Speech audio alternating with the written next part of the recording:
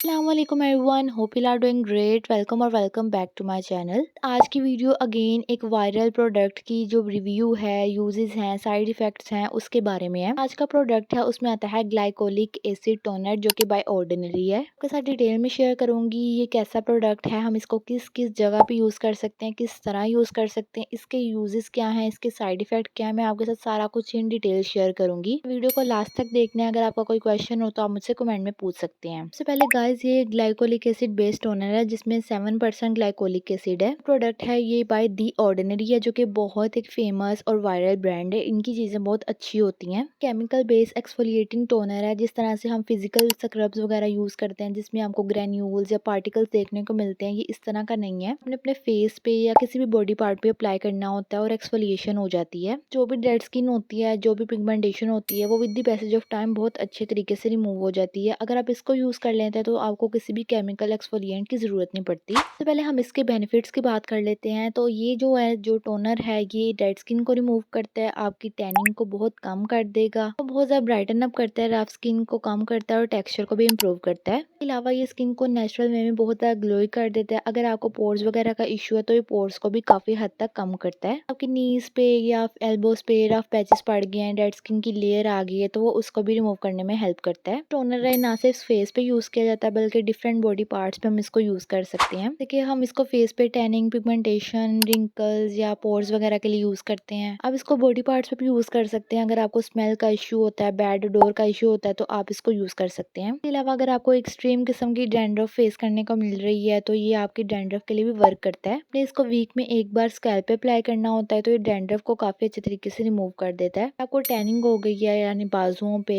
पाँव पे, कहीं भी, तो आप इसको अप्लाई कर सकते हैं। ये इससे भी हेल्प करेगा। ये थे इसके बेसिक यूजेस के, ये किस तरह से यूज होता है। और अब मैं आपको बताऊंगी कि आपने इसको यूज कैसे करना है। फर्स्ट ऑफ ऑल, आपने इसको नाइट टाइम में अप्लाई करना होता है। वीक में 2 या 3 बार से ज्यादा अप्लाई नहीं करना। इसके अलावा आपकी जो स्किन हो वो अच्छे तरीके से क्लीन हो। आपने इसको लगा के एक मॉइस्चराइजर लाजमी लगाना है ताकि आपको मैक्सिमम बेनिफिट्स मिले, स्किन इरिटेट ना हो। तो में अगर आप कहीं जा रही हैं या सन के साथ आपकी स्किन का एक्सपोजर हो रहा है तो आपने एक अच्छा सा सन ब्लॉक लाजमी लगाना है। इसके अलावा अगर आपको इरिटेशन की प्रॉब्लम होती है या आपकी स्किन बहुत ज्यादा सेंसिटिव है ऑलरेडी, तो आप इसको वीक में बस एक बार लगाएं। आपने लगाना है इसको सैंडविच मेथड के जरिए, जैसे कि आपने सबसे पहले मॉइस्चराइजर लगाना है, उसके बाद ये टोनर लगाना है और उसके बाद फिर से मॉइस्चराइजर लगाना है। इस तरह का लगाएंगे तो फिर आपको कोई भी इरिटेशन या सेंसिटिविटी फेस करने को नहीं मिलेगी। सर डिस्कस करूंगी कि इसके थोड़े से साइड इफेक्ट भी हैं जो कि शायद आपको इतना फेस ना करने को मिले, कुछ लोगों को फेस करने को मिलते भी हैं। स्किन बहुत ज़्यादा ड्राई हो जाती है, पीलिंग सेंसेशन होती है, टिंगलिंग होती है और पीलिंग इस तरह से फील होती है कि जैसे स्किन उतर सी रही है। लेकिन ये अक्सर ऐसे होता है जब आप कोई न्यू प्रोडक्ट यूज़ कर रहे हो या कोई आप एक्टिव यूज़ कर रहे हो। तो स्किन बर्निंग सेंसेशन अगर आपको बहुत ज़्यादा फेस करने को मिल रही है तो फिर आपने इसको यूज़ नहीं करना। अगर आपको बहुत ज़्यादा ईचिंग हो रही है तभी आपने इसको अवॉइड करना है। साथ आपने कोई भी दूसरे एक्टिव यूज़ नहीं करना, जैसे कि सैलिसिलिक एसिड, DHA, BHA, कुछ भी इस तरह की चीज़ ऐड नहीं करनी। क्योंकि जो भी आप चीज़ इसके साथ ऐड करें वो हाइड्रेटिंग हो, आपकी स्किन को हाइड्रेट करे, ना कि ड्राई करे। आपने बेसिक से अपनी स्किन केयर रूटीन रखनी है। इसके अलावा आपने फिर कुछ ऐड नहीं करना अपने रूटीन में। और मेडिकेटेड प्रोडक्ट भी आप यूज़ कर रहे हैं तो वो भी फिर आपने नहीं करने, वो अवॉइड करने हैं। अब अगर आपका स्किन बैरियर ऑलरेडी डैमेज है तो आप इसको अवॉइड करेंगे। अगर आपकी स्किन पे एक्सट्रीम एक्नी वगैरह का इशू है, फंगल एक्नी का इशू है, किसी भी एक्नी का इशू है, तो आप इसको अवॉइड करेंगे। स्किन पे अगर टैनिंग वगैरह, पिगमेंटेशन वगैरह हो रही है तब आप इसको यूज़ करें। लेकिन अगर आपको एक्नी, पिंपल्स, कॉमिडोन्स है तो आप इसको स्किप करें। ओवरऑल ये प्रोडक्ट मुझे बहुत पसंद है, बहुत अच्छा है, बहुत अच्छे तरीके से वर्क करता है अगर आप इसको सही तरीके से यूज़ करें। आप किसी भी ब्रांड का ग्लाइकोलिक एसिड ले सकते हैं, लेकिन मेरे पास ऑर्डिनरी है तो मैं आपको यही रिकमेंड करूंगी। मैंने कोई और ब्रांड का यूज़ नहीं किया हुआ, तो अगर आपको अच्छे से इन्वेस्ट करना है तो आप इसमें कर सकते हैं। आपको बहुत ज़्यादा प्रोडक्ट मिल जाता है। जितना आप मेरा देख रहे हैं, मेरा तकरीबन 3 महीने में मैंने इसको खत्म किया और ये बहुत ज़्यादा देर चलता है। Guys, ये थी आज की वीडियो जिसमें मैंने आपके साथ सारा कुछ शेयर किया है। अगर मेरे से कुछ स्किप हो गया हो तो आप मुझसे कमेंट में पूछ सकते हैं। That's it for this video. Thank you so much for watching. अपना बहुत ज़्यादा ख्याल रखें, मुझे दुआ में याद रखें। अल्लाह हाफिज़।